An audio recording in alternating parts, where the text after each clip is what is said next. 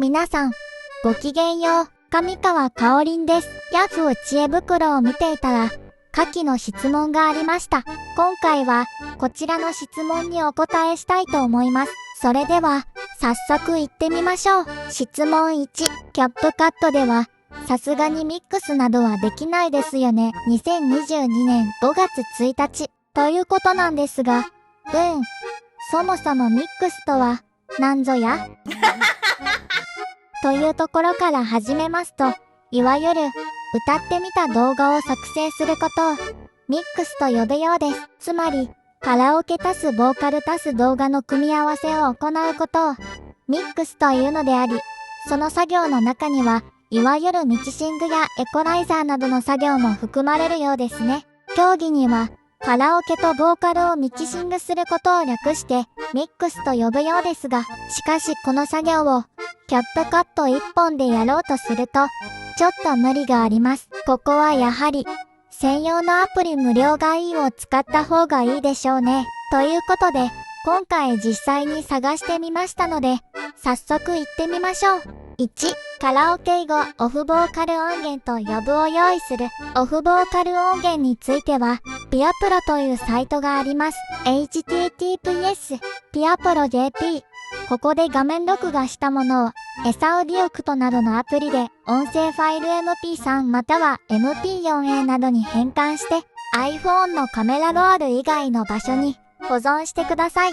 iCloud ドライブでも OK です。また、ボーカルが入っている音楽ファイルや動画ファイルからでも、ボーカルエクストラクターなどのアプリで、オフボーカル音源、つまりカラオケとボーカルに分離することもできます。これも、オフボーカル音源ファイル MP4A をカメラロール以外に保存してください。2、自分の歌声を録音して、1で得たオフボーカル音源と組み合わせます。これが実は、キャップカットでは苦手な分野で、音楽や動画の音を流しながら自分の歌声を録音するということができません。ただ、ビデオリープなどの動画編集アプリならば、できることはできるんですが、やはり音楽と歌声がずれてしまうことが多かったり、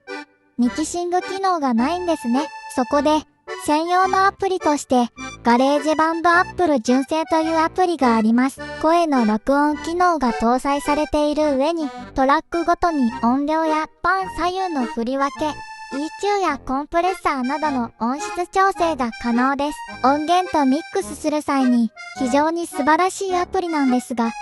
ただ使い方が非常に難しくて、私も今までよく理解していなかったんですが、今回ようやく理解できましたので、ここで説明したいと思います。1、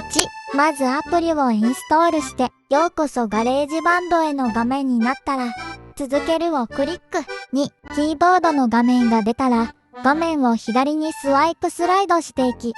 8個目のオーディオレコーダーの画面になったら、ボイスをクリック。3、ボイスをクリックすると、次の画面になるので、左上の帯が並んだアイコンをクリック。4、画面の右上、ループのような円のアイコンをクリック。5、そこからファイルタブをクリックし、ファイルから項目をブラウズをクリック。6、1で取り込んだオフボーカル音源ファイルを指定して、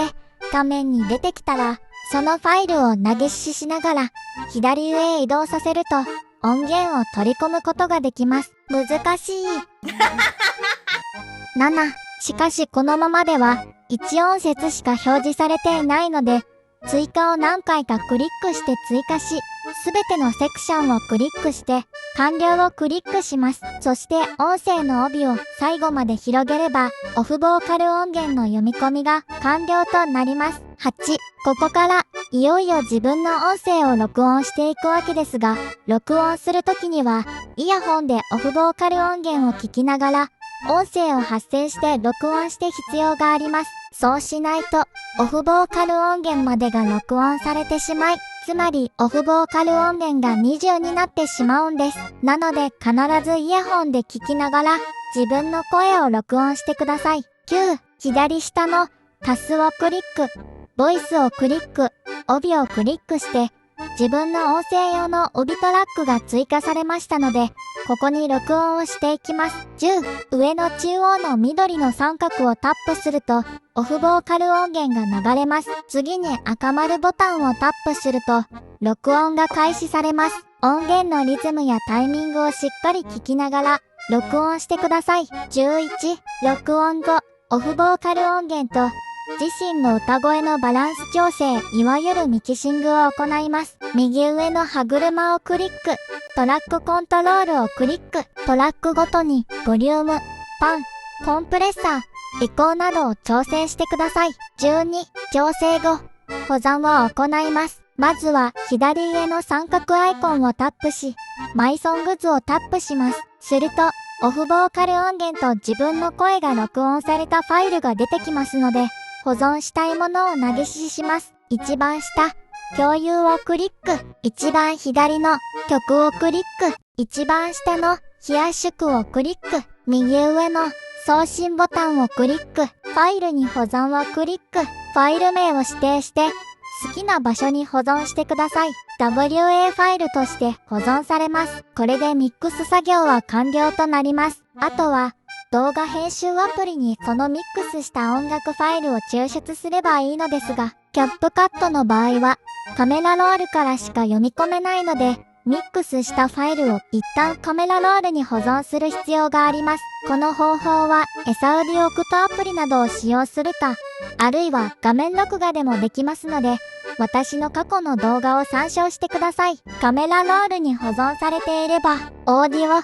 抽出済みでファイルを指定して、音声のみをインポートでキャップカットに読み込むことが可能となります。VLOLO などの動画編集アプリならば、カメラロール以外からでも読み込めます。ということで、今回で私もようやくガレージバンドの使い方を理解して使用することができるようになりました。ガレージバンドはさすが Apple ご金製の素晴らしいアプリですね。しかも完全無料です。でも使い方難しいけどね。